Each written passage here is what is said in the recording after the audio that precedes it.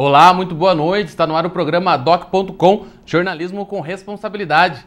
Na edição de hoje vamos receber o presidente da Associação Comercial, Industrial e Empresarial de Ponta Grossa, Sérgio Leopoldo, que faz um balanço das ações desse 1 ano de gestão à frente da entidade.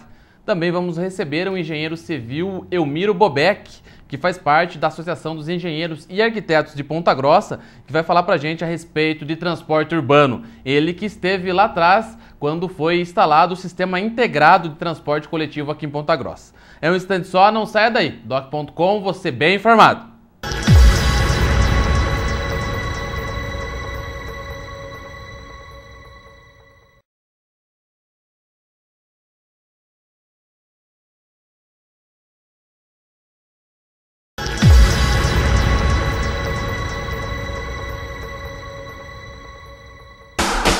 Destaques da semana.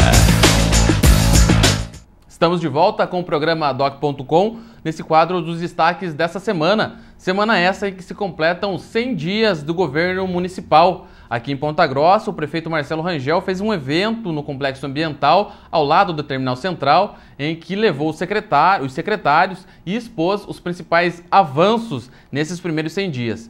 Uma questão que ficou bastante clara aí nesse evento do prefeito, lembrando aí os 100 dias, foi a economia gerada pelo município nesses primeiros 3 meses de cerca de 60 milhões de reais, que deu para fazer caixa para pagar as dívidas que foram herdadas aí da gestão anterior.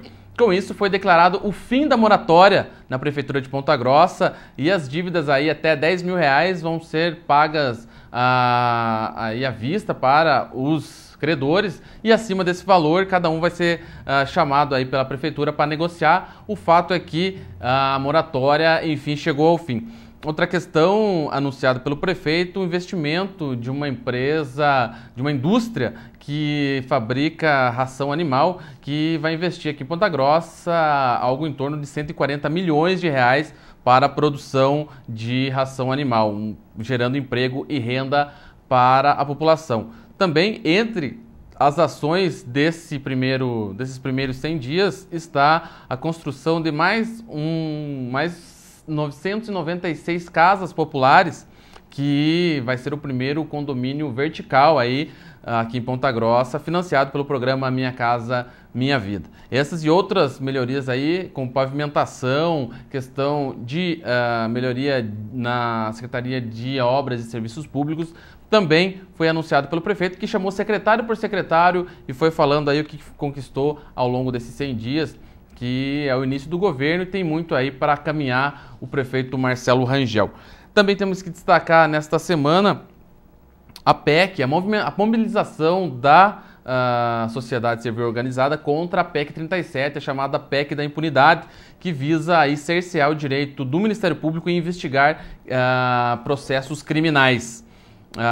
Na Câmara Municipal, nesta semana, membros do Ministério Público estiveram, os vereadores aprovaram uma moção de apelo para o Congresso Nacional para que não aprove essa PEC, que é de um deputado federal lá do Maranhão, que é delegado da Polícia Federal, e apresentou essa PEC achando que o Ministério Público tem tomado às vezes da polícia, mas o que a gente tem percebido na prática é que o Ministério Público é um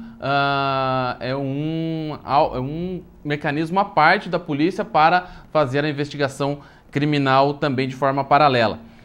O deputado, nosso representante aqui de Ponta Grossa, dos Campos Gerais, deputado federal Sandro Alex, manifestou já publicamente que vai votar contra a PEC e também vai, além de votar contra, vai tentar aí articular também com os demais pares da bancada de Ponta Grossa, da bancada do Paraná, né, os 30 deputados federais no Congresso, para também votarem contra essa PEC, e parece que a tendência é que seja realmente barrada no Congresso.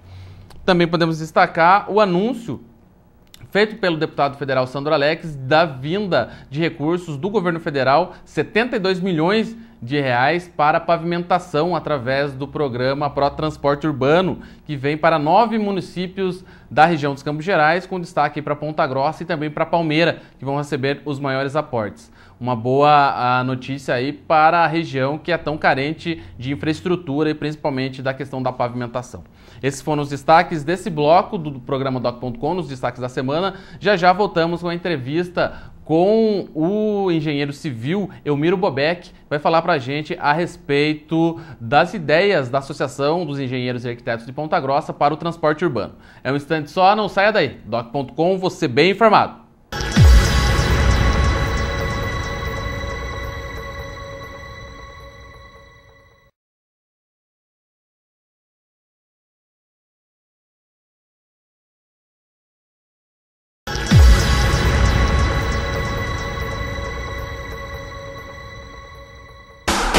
Entrevista.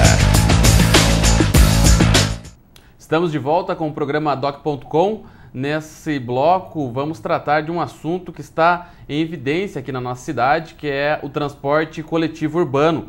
Recentemente na Câmara Municipal houve uma audiência pública para tratar do tema, onde várias entidades, questões técnicas, questões também envolvendo as necessidades da população em relação a esse tema foram debatidas. E para aprofundar um pouco mais essa discussão, recebemos hoje aqui no programa Doc.com o engenheiro que faz parte aí da Associação dos Engenheiros e Arquitetos de Ponta Grossa, Elmiro Bobeck, que vai falar para a gente a respeito desse tema. Boa noite, Elmiro.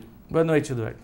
Bom, você esteve lá digamos assim, nos primórdios do que é o atual sistema de transporte coletivo de Ponta Grossa. Trabalhou na divisão de transportes que deu aí a cara do transporte hoje, desde o transporte do terminal central, né, com a integração com os outros terminais da época. Como que você vê essa questão hoje, nesses 20 anos aí que se passaram, lá em 93, a gente estava conversando fora do ar aqui, lá em 93 foi implantado. Nesses 20 anos, o que mudou e o que precisa melhorar aí para adequar o sistema público de transporte em Ponta Grossa? Bem, Eduardo, é bom a gente ressaltar que o transporte urbano, da minha vivência como profissional na área, começou nessa época de 88, 89, quando fui trabalhar na Secretaria de Planejamento da Prefeitura. Na época, o secretário engenheiro Valfrido me incumbiu de estudar o sistema existente e buscar melhorias. Onde nós passamos a fazer esses levantamentos, esses acompanhamentos, e o sistema da época ele era somente de linhas radiais.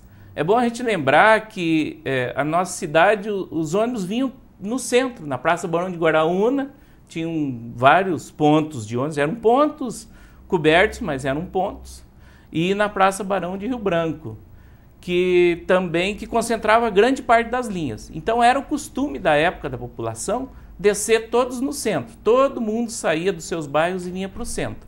Se ele queria ir para outro bairro, ele tinha que descer daquele veículo, pagar a nova passagem e ir para outros bairros. Em épocas bastante próximas daquela, com prefeitos anteriores, até fizeram tentativas de destruir praças, para instalar terminais nas praças.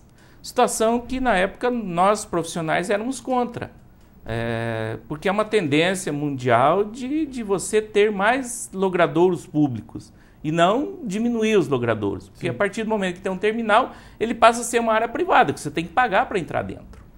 Então nós já na época lutávamos contra e quando tivemos a oportunidade de trabalhar nesse sistema, a gente tentou buscar local adequado para poder tirar os ônibus da praça, deixar a praça para a população como um todo. E conseguimos, com negociações junto à rede ferroviária, o local mais próximo que foi encontrado na época era onde estava a antiga estaçãozinha, que tem até hoje uma parte dela, em que no final da Avenida Vicente Machado, que na época você não atravessava. Você chegou lá no fundo da avenida, morria a Avenida Vicente Machado. Então nós, para não destruirmos todo aquele espaço à direita, optamos em colocar o terminal central ali. E dessa situação em diante, foi planejado em função das linhas, das integrações dos outros terminais. Naquela época, qual o número de usuários do sistema? Olha, Eduardo, eu não tenho esses números assim exatos, mas nós tínhamos na faixa aí de 80, 90 mil usuários dia, né? Hoje esse número deve estar em torno de 120, nós temos 1.200.000 passageiros médios, que entrou muita gratuidade no meio, então isso acaba diminuindo o passageiro médio. Mas na época, essa questão de mexer com o sistema que transportava cerca de 80 mil pessoas a 90 mil pessoas, né? Mudar daquele sistema que como estava nas praças, pegar para um terminal, foi um sistema pioneiro aqui em Ponta Grossa, né? Não tinha uma questão integrada em outras cidades. Não, o Ponta Grossa se espelhou bastante em Curitiba, mas Curitiba o sistema deles era de integração regional, por setor. Nós fomos efetuando os estudos e chegamos à conclusão, pelo tamanho da cidade, que tínhamos que fazer a integração de 100%. O que foi bastante difícil de convencer os políticos da época, os mandatários da época. Eles tinham muito receio em que isso caísse demais o usuário, aquele que pagava 2 não ia pagar mais 2, ia pagar 1. Então se fazia a conta que era 80, só 40 ia pagar. Falei, e a gente, né, conversando com técnicos em todo o Brasil, nós vimos que isso não acontecia, que não ia acontecer. Como de fato não aconteceu. De fato não aconteceu e melhorou. Em tempo breve. 6 meses depois o sistema estava muito melhor do que era antes, com toda a integração. E, Homero, passado aí essas 2 décadas, né, é bastante tempo em termos de evolução aí. Na época, como você falou, parecia o local ideal do terminal ali, até porque não tinha aquela passagem, como você falou. Hoje, todos os ônibus, para chegar ao terminal, tem que passar pela Vicente Machado, né, passar por vias centrais, que sobrecarrega, em virtude do aumento da frota e das ruas estreitas que temos em Ponta Grossa e tudo mais. Como seriam pensar uma alternativa para essa questão? O atual secretário de Planejamento, né, o João Ney Marçal, chegou a sugerir ali, solicitar estudos técnicos para usar o espaço que hoje está o antigo mercado municipal. Mas daí ia ter que... Como que faz um cadeirante para chegar do calçadão até lá embaixo, né? Porque é uma descida ali íngreme, né? Ou seja, é tudo um desafio para tirar um terminal dali sem causar grandes transtornos, né? A minha concepção, eu acho que é desnecessário esse projeto. A concepção do transporte não é essa, de você concentrar num local amplo novamente. É você esvaziar o terminal central. Desmembrar, né? Esvazia ele. Nós temos 47 linhas hoje no terminal central. Vamos esvaziar ele, vamos deixar 30, vamos tirar 17 linhas e vamos pôr na região do Santa Paula, e em outras regiões que a gente sabe que pode caber pequenos terminais. Não vamos... Essas linhas que vêm para o centro, vamos tirar algumas, não vamos deixar vir. Então nós vamos esvaziar o terminal central, vamos dar prioridade para os ônibus, para eles poderem sair de lá bem, que hoje a prioridade é do carro, o carro para na frente dele e forma-se fila, né? Então, diante desse contexto, Eduardo, eu sinceramente... Talvez não seria a melhor opção. Né, como técnico, não recomendaria. Ampliar. Não recomendaria. Em vez de fazer um novo, maior, mais estruturado, fazer outros menores... Dois menores. Para tirar a concentração. Exatamente. Melhorar aquele, reformar bem ele, deixar ele em boas condições, né? Para atender uma situação emergencial. Porque a situação emergencial nossa hoje não é só o transporte urbano. Nós temos o sistema semafórico que está caótico já há muito tempo. Nós precisamos de pelo menos mais uns 100 semáforos na cidade. Não tem sincronia. Lugar nenhum. Abre um, para no próximo. Sabe? Isso irrita o motorista. Nossa, né? E ainda vem pessoas que ainda põem radar no semáforo. Os troços assim, acho que as pessoas brincam com a inteligência dos outros, né? Se o semáforo é para propiciar uma passagem, na transversal, para que pôr mais um radar ali? O radar é para atender uma demanda em vias rápidas, não é para atender um cruzamento central de cidade. Então, tem umas coisas aí que, se não agir rápido, já está difícil e vai ficar pior ainda. Pois é, e nessa questão de transporte muito se fala em fiscalização, né? Como que se dava na época em que o senhor trabalhava na prefeitura? Existia uma equipe maior? Porque hoje o que eu vejo, né, na prefeitura é que existe um número muito reduzido de pessoas, se não uma pessoa, na figura do Eduardo Lemes, se eu não me engano, esse é o nome dele, que é responsável por fiscalizar, porque não existe mais aquela estrutura que existia aí há 20 anos atrás. Quando nós implantamos o sistema, teve alguns percalços iniciais, nós começamos a operação com 20 funcionários. 20 funcionários específicos da seção de fiscalização viária, de fiscalização de transporte urbano, com o local no terminal central, né? E o que aconteceu? O troço foi esvaziando ao longo dos anos. Em 20 anos, em vez de melhorar, em 20 anos piorou 20 vezes. Porque eram 20 funcionários da época, hoje é 1. Então, foi piorando, né? 5% todo ano. Uma cidade do porte de Ponta Grossa tem uma pessoa para fiscalizar uma frota aí de mais de quase 200 ônibus, se eu não me engano. Perfeitamente. É muito pouco. Lógico, hoje nós poderemos utilizar de meios eletrônicos para isso. Mas mesmo assim, teria que ter pelo menos uns 20, 30. Mesmo com todo o sistema eletrônico disponível, nós teríamos que dar bom atendimento para a população que precisa de uma carteirinha, dar bom atendimento para o atendimento no embarque e desembarque, ações diárias para melhorar, para nós não termos essas aglomerações. Então, o troço se implantou na época um sistema pioneiro, porque é bom ressaltar que Ponta Grossa foi a única cidade do Brasil, no Brasil inteiro, nós não estamos falando, que teve uma integração de 100% da cidade. 100% foi a única na época. Nós fomos copiar em vários locais, porque tudo é copiado, vocês copiam o que tem de melhor. Sim. E chegamos à conclusão que a melhor situação estava em Curitiba e nós fizemos melhor por um curto período de tempo. Que depois de então, eu em breve tive a necessidade de sair do serviço público e daí também não houve mais os novos governantes que entraram não tiveram interesse em atender isso. Isso aí não deixando de lado. Como o sistema é autossuficiente, o prefeito não dá bola, o político não dá bola, ele só dá bola na hora que a coisa explode, como agora que está expressa a explodir. Então agora teria que haver essa necessidade. E qual que é a sua opinião? O prefeito Marcelo Rangel, assim que ingressou na administração, fez a questão de suspender o contrato com a VCG, né?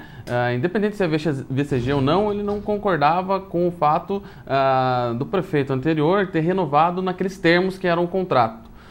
Assim, não em termos de se ele fez certo ou não, mas a questão é, apenas uma empresa operando no sistema de transporte coletivo, como uma cidade de Ponta Grossa, é prejudicial para o sistema? Teria que abrir? Eduardo, não existe concorrência no transporte enquanto operacional. Existe na hora de se escolher quem que vai trabalhar. Porque as linhas, quem faz a linha é o município, quem faz horário é o município, onde para, o município faz tudo. O município planeja 100%, a empresa só tem que executar. Então, se o município quiser mandar pôr mais um ônibus, a empresa tem que pôr.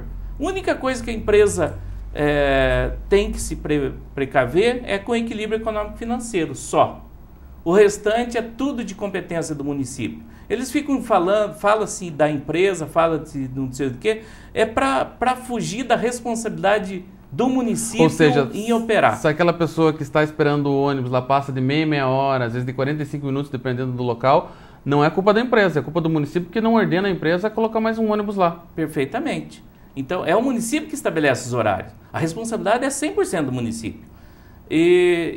Mas aumentar esse número de ônibus, não seria ali aumentar o gasto também da tarifa, implicar aliás, o gasto da planilha que leva-se ao custo final aí da tarifa, ou seja, não levaria a tarifa numa última instância? Perfeitamente. Isso aí não se pode fazer a revelia. Como já houve época prefeitos que eu conheci que faziam. Vamos pôr lá porque meu compadre mora lá. Não, porque a dona Rosinha mora lá, vamos pôr na frente da casa dela. Estender o ponto? Porque o ônibus é transporte urbano, é coletivo, não é individual. Então você tem que ter um cuidado para manter o equilíbrio econômico-financeiro, manter o IPK, que é o famoso aí, que todo mundo hoje já está conhecendo como é que funciona. Mas tem alternativas, Eduardo. Você trabalhando no sistema no dia a dia, você vai vendo que você pode intercalar linhas. Os próprios terminais propiciam isso. Né? O horário, se é de meia hora, você pode criar corredores com o ônibus A e o ônibus B passando no corredor, que passa a ser de 15 minutos.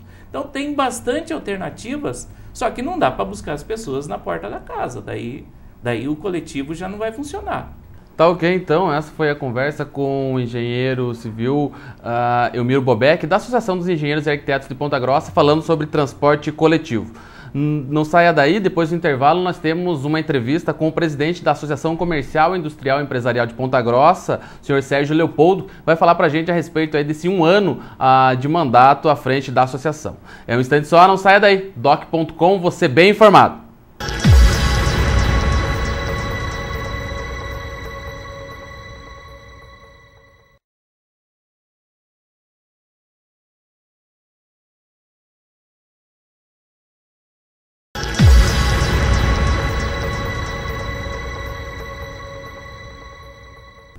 Estamos de volta com o programa doc.com e hoje vamos entrevistar o presidente da Associação Comercial, Industrial e Empresarial de Ponta Grossa, Sérgio Leopoldo. Boa noite, Sérgio. Boa noite. Bom, Sérgio, parece que foi ontem, mas já faz 1 ano aí à frente da administração das ações da CPG. Como esse 1 ano aí, o que foi possível? Logicamente que várias ações, principalmente internas, né, elas são feitas. Mas o que é possível destacar para a população aí, as ações que foram feitas ao longo desse 1 ano, Sérgio? Primeiramente eu gostaria de agradecer a você e agradecer também a toda a diretoria da CPG, porque tudo o que aconteceu foi um trabalho da CPG, dos seus diretores, né? Hoje nós somos em 23, não só da CPG, mas também várias coisas que vieram em benefício a Ponta Grossa, veio através de outras instituições. Então eu digo, nós estamos vivendo um momento muito feliz, onde a maioria das instituições que realmente tem influência e tem poder de mobilizar o setor público no sentido de melhorar Ponta Grossa, estão unidas. Está unida hoje Sociedade Rural, Associação Comercial, FIEP, Conselho de Entidade, Conselho de Segurança, OAB. Então, a gente está sempre junto. É uma convergência. Então, é uma convergência. Então, todos juntos, e você vai até um secretário de Estado pedir alguma coisa, não é uma instituição de Ponta Grossa. São as instituições de Ponta Grossa que representam praticamente tudo. Então, essa força, essa união, a gente pode mudar muita coisa de melhor para Ponta Grossa. E a força de toda a diretoria que hoje faz a associação comercial acontecer e as melhoras para Ponta Grossa. E o que a gente pode perceber ali, principalmente divulgando através aqui do doc.com, do Jornal da Manhã também, questões voltadas para a área de segurança pública, né, que a CPG levantou essa bandeira junto com o Conselho de Entidades, e também uma questão aí que afeta diariamente uma boa parcela da população, que é a questão do abastecimento de água, diretamente com a Sanepar. Eu gostaria que você falasse dessas duas questões pontuais aí, Sérgio. A associação, claro, tem que defender, item número 1 do Estatuto é defender os interesses dos associados, né? Mas o interesse do associado não é diretamente só daquele associado, né? Quando ela trabalha para a comunidade, ela defende os interesses de todos os associados. Os associados com os trabalhos direto, cursos, treinamento e toda a gama de material que a associação tem a um custo muito inferior, a maioria de graça, né, para os seus associados. Certo. E Outras ações, por exemplo, você comentou o assunto da Sanepar. Nós tivemos uma semana realmente muito crítica em Ponta Grossa, que quando estourou um duto de água, foi numa semana de chuva em Ponta Grossa, com greve de ônibus e sem água, né? Verdade. Então foi realmente uma situação muito crítica, muitos associados reclamaram. Naquela época, a gente, através de influência de alguns deputados, nós conseguimos trazer a diretoria da Sanepar aqui na Associação Comercial. Vieram falar para a cidade de Ponta Grossa, não para a Associação Comercial, aquilo que aconteceu e o que eles tinham o programa de realmente melhorias. Uhum. Sabemos que hoje, nos dias quentes, ainda tem problema aqui em Ponta Grossa. Recente agora, eu estive na Sanepar novamente, a gente vai estar conversando com eles, quer dizer, na verdade a Sanepar volta até a Associação Comercial, já tem a data marcada, isso não público, mas vai ser com a diretoria, explanar. Se a diretoria achar por bem que há necessidade de uma explicação pública, né? Aí sim a gente convida a Sanepar novamente para vir falar. Sobre segurança, nós tivemos aí no ano passado, quem está aqui em Ponta Grossa conhece bem, a gente praticamente não tinha policiamento na rua, se você pensar aí há mais de 6 meses atrás hoje. Chegamos a alguns finais de semana, praticamente está com 2 viaturas na rua. 6 instituições de Ponta Grossa, dessas que eu enumerei no início aqui, fomos até o secretário tinha tomado posse fazia 30 dias, quer dizer, estava tomando pé da casa, não foi uma ida em vão. Na semana seguinte nós já tínhamos mais viatura em Ponta Grossa, emprestada do departamento dele. Policiais, a gente tinha conversado sempre através também do Conselho de Segurança com o Chervonka, e ele tinha prometido, e a promessa dele também foi cumprida, né? Publicamente a gente precisa também agradecer. A gente critica quando tem falta, mas quando as coisas acontecem nós também temos que agradecer, né? Então, nesse sentido, acho que Ponta Grossa, a associação, junto com todas as outras entidades, tem feito um bom trabalho, porque esse é aquele que não afeta diretamente o associado nosso ou a comunidade de Ponta Grossa de maneira geral. Mas, se você tem um comércio e diminui a probabilidade de você ter assalto, hoje você anda 2 quadras em Ponta Grossa, você encontra policiais. Né? Coisa que há 6, 8 meses atrás, você quase andava a cidade inteira e não existia. Por quê? Não é porque o policial não queria trabalhar, porque realmente o número era muito pequeno e não se tinha viaturas. Né? Então agora tem várias viaturas novas, além daquelas umas que a gente conseguiu num curto espaço de tempo, numa semana já estava aqui em Ponta Grossa. E essa sensação de segurança que passa esse policiamento é melhor, logicamente, para o comércio também, né? Que o cliente vai entrar numa loja sabendo que está seguro. Claro, não vamos dizer que a polícia está ali só com a função de prender, mas se a polícia está na rua, inibe o crime. Isso sem dúvida, né? Então, mais polícias na rua hoje, o crime de assalto ou o crime pequeno é menor. Claro que o crime da droga e outros crimes é difícil você prever, né? Mas a polícia está bastante atenta, monitorada. Ponta Grossa vai ter praticamente multiplicado por 4 o número de câmeras que tem na cidade hoje. Eu creio que num curto espaço de tempo, numa administração pública, você tem que pensar em no mínimo 1 ano, né? Isso é curtíssimo, né? A população de Ponta Grossa, de maneira geral, vai poder notar grande diferença, principalmente em segurança. As secretarias estão fazendo um ótimo trabalho, o Marcelo foi muito feliz na escolha dos seus secretários, a gente tem falado com eles também. Temos levado algumas reivindicações da associação, quando nós chegamos lá, eles já estão com os projetos também caminhando, as coisas pensam como a gente pensa, ou como a população pensa realmente no sentido de resolver. Então eu creio que Ponta Grossa está vivendo um bom momento agora e nós vamos ter surpresas agradáveis com essa administração no curto prazo. Pois é, e também uma iniciativa dessa administração foi a criação da Secretaria Específica para a Segurança Pública, que é Cidadania e Segurança Pública, que tem à frente o secretário Ari Lovato, que também é um meio aí de focar, né, nessa questão. Nós tivemos com o Ari, hoje, né, agora há poucos instantes atrás, teve na Prefeitura a campanha de Ponta Grossa Mais Bonita, que é no sentido essa é uma reivindicação que a associação já tem há algum tempo, e agora encontrou guarida no Ari. Estivemos falando com o Ari há poucos dias, mas exatamente nisso que nós estamos trabalhando, vamos fazer uma cartilha para a escola, ótimo. E hoje foi o lançamento oficial na Prefeitura da campanha, e a campanha tem o objetivo de vamos chamar, educar, né?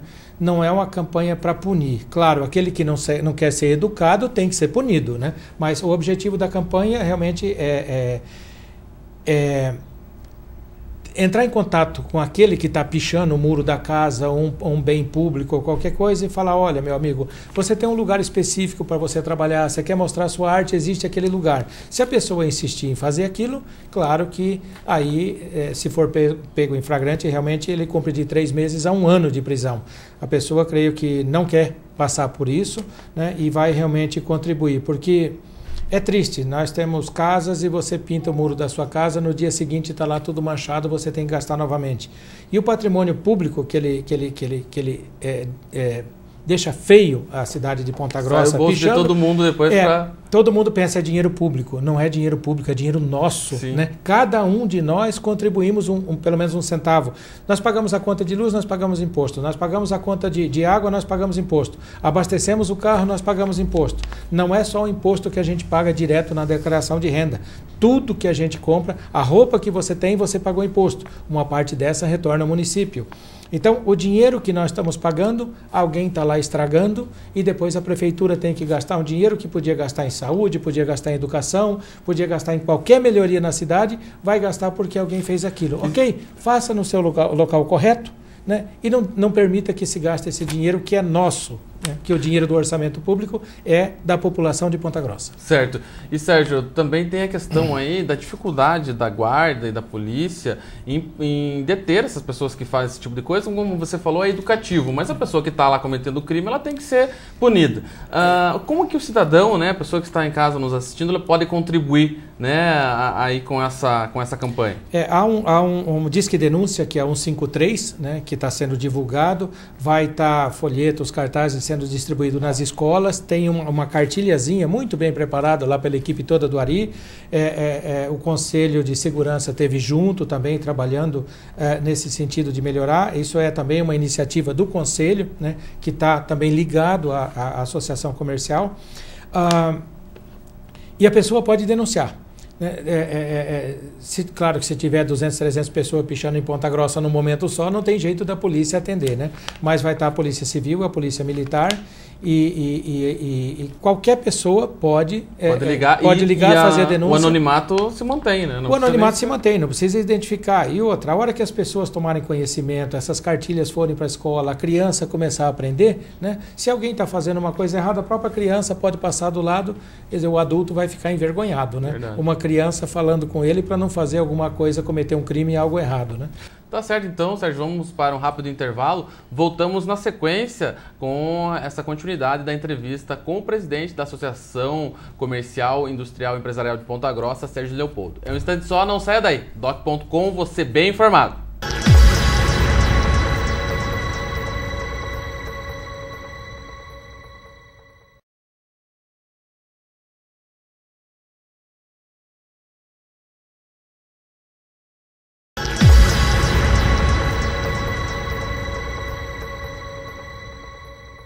Voltamos com o programa Doc.com nessa conversa com o presidente da CPG, Sérgio Leopoldo.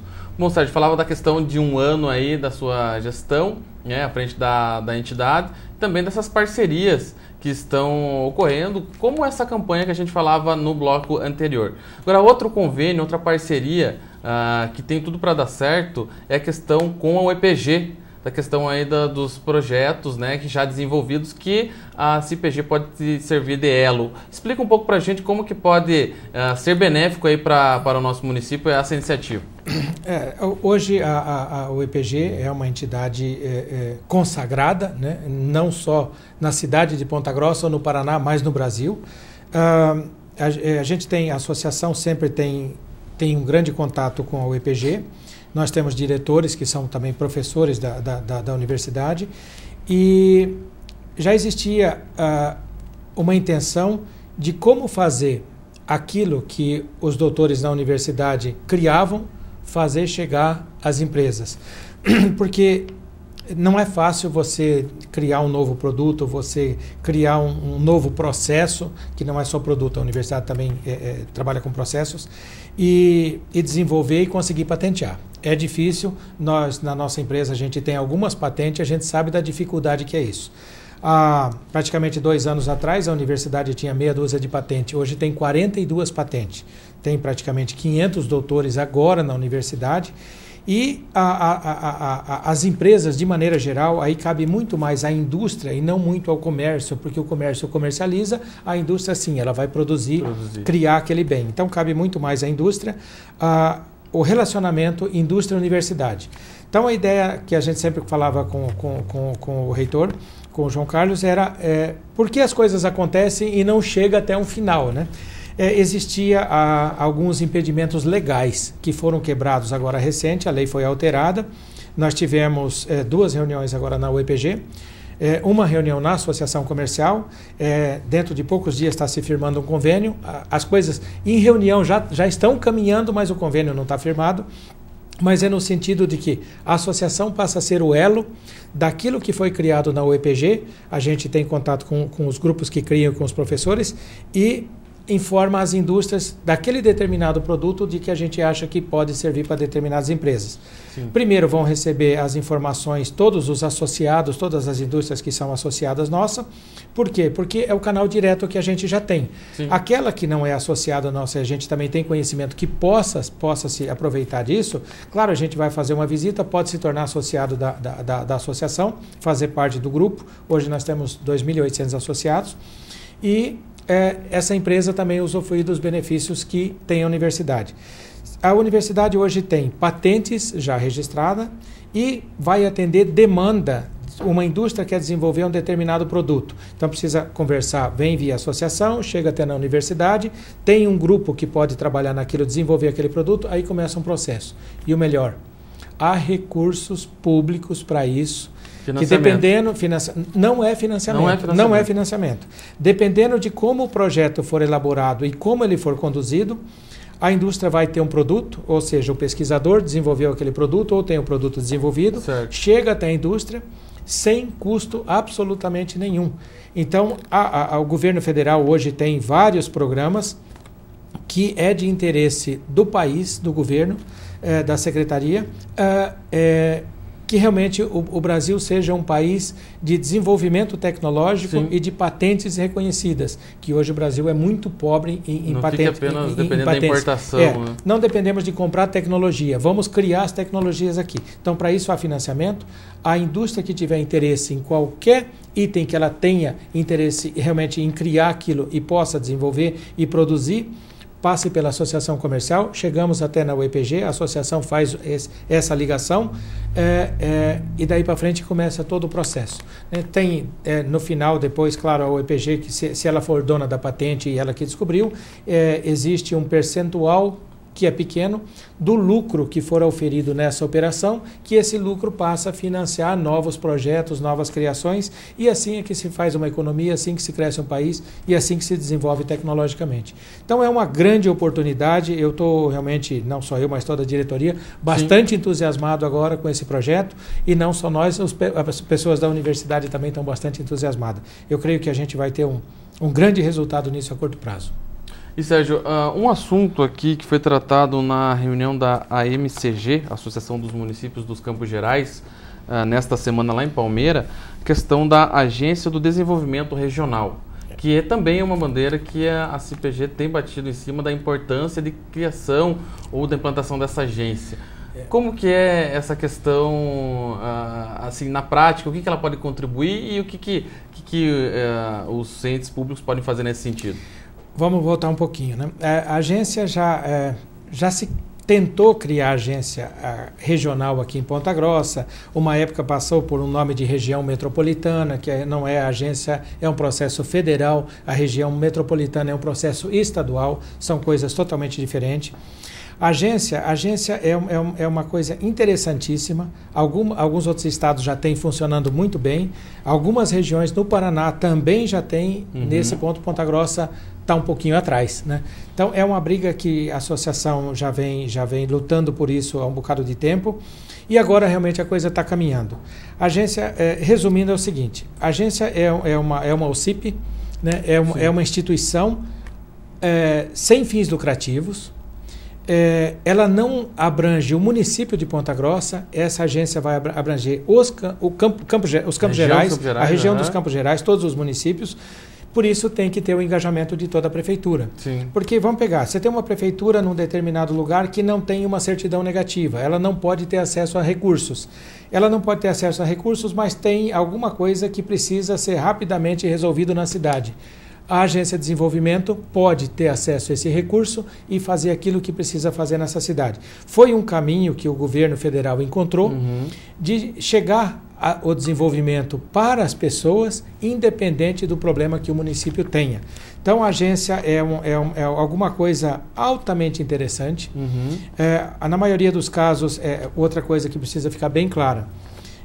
Os programas da prefeitura, os projetos da prefeitura local são projetos da prefeitura. A Agência de Desenvolvimento não tem nada a ver com isso. A Agência de Desenvolvimento vai buscar projetos que atenda à região, não um assunto específico. No caso da certidão, pode até ela se envolver para resolver o problema de um município. Certo. Mas não é a função específica delas. A função específica é auxiliar no desenvolvimento da região onde ela está instalada. Seja um contorno, seja uma estrada de ferro, seja melhoria em gestão, seja melhoria no que for. Então, essa é a função da agência. E nós não temos isso em Ponta Grossa. O que custa? Nada. Que traz de melhoria? Tudo. Por que não fazer? Pois é. Somente viabilizar aí, e precisa do apoio dos prefeitos, como foi buscado nessa reunião, né? Tá tudo muito bem encaminhado, isso também nasceu aqui, mas não fica hoje, esse gerenciamento, ele pode ou não ser conduzido politicamente, não obrigatoriamente.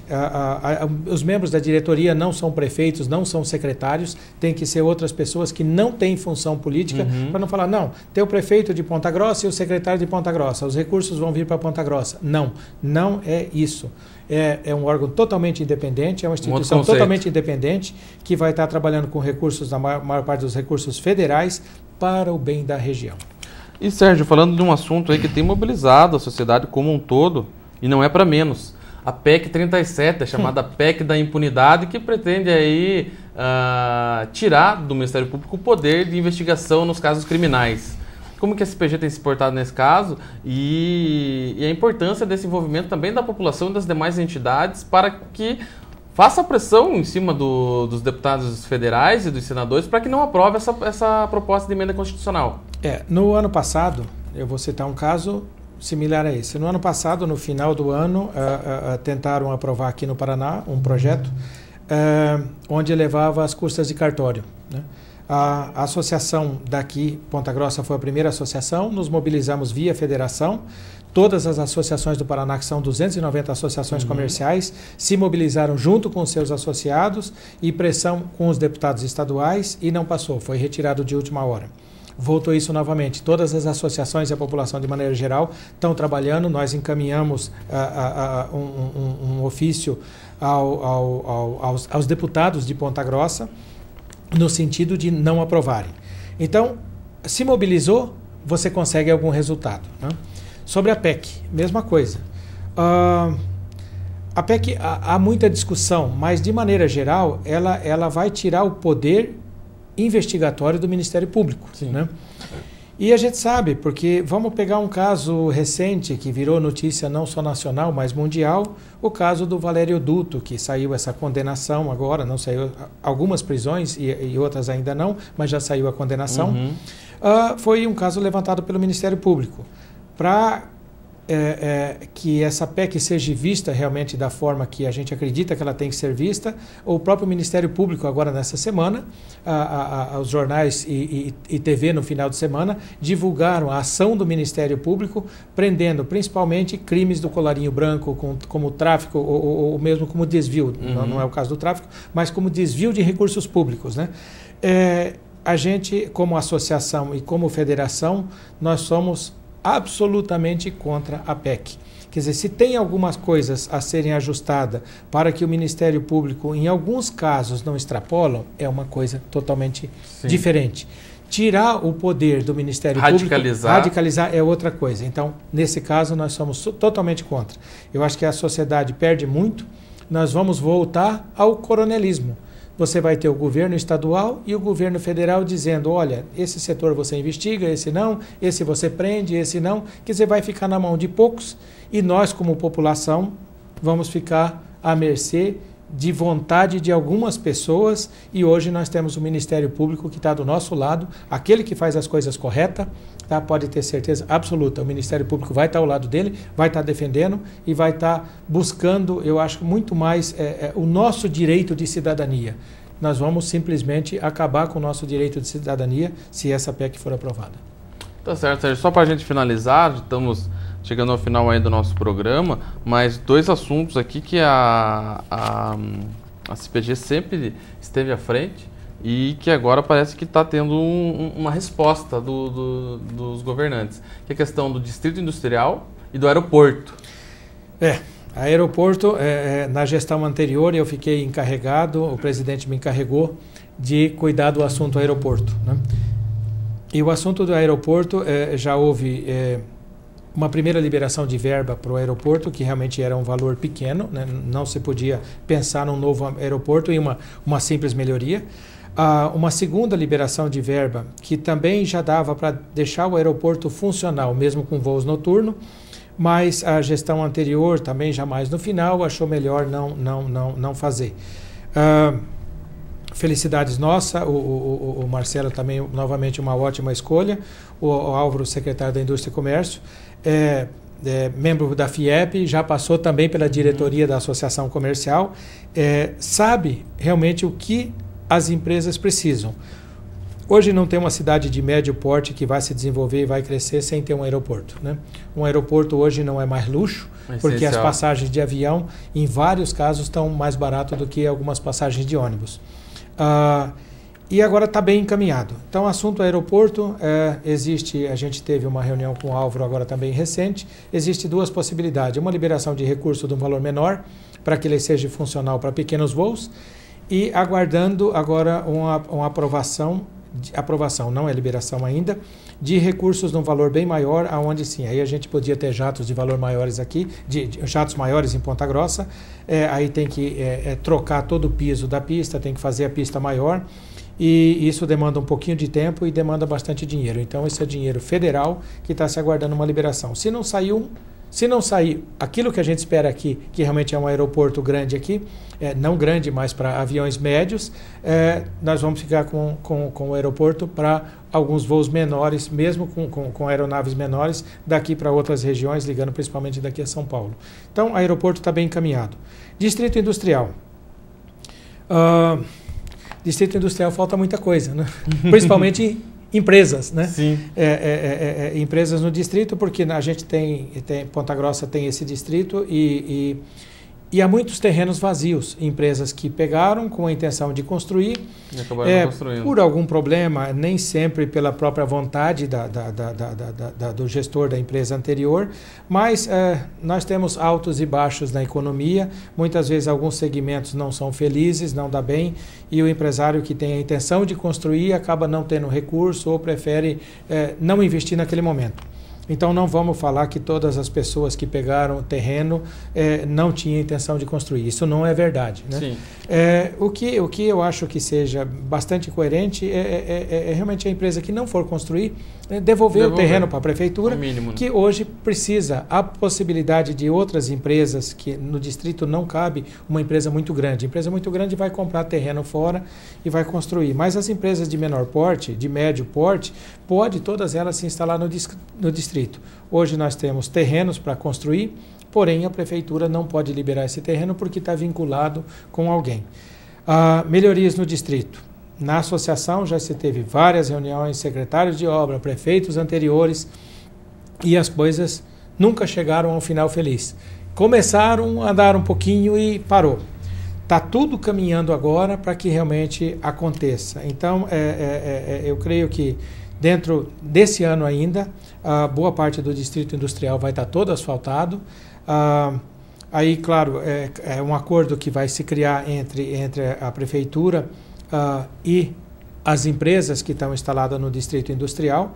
para que se asfalte. Como é normal, numa casa, quando você tem uma casa, vai asfaltar, você paga lá junto com o seu carnê um valor pequeno. A prefeitura está estudando o menor valor possível, não vendo resultado, lucro nessa operação, mas no sentido de realmente tornar o nosso distrito industrial algo que você pode chegar e olhar com orgulho, não como está hoje.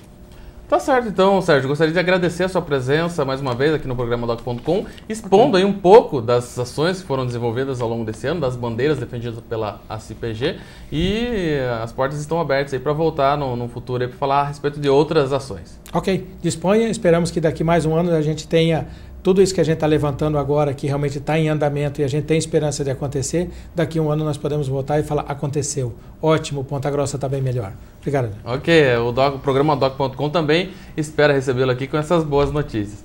Com isso, encerramos o programa Doc.com de hoje, nessa entrevista com o presidente da CPG, Sérgio Leopoldo. Para você quiser rever a entrevista, vai estar disponível no site do Jornal da Manhã, no jmnews.com.br, também no site do Plantão da Cidade, no plantãodacidade.com.br, a partir da semana que vem, e também no nosso canal direto no YouTube, no youtube.com/programa Doc.com. É isso aí, um bom final de semana para você e até a semana que vem. Doc.com, você bem informado.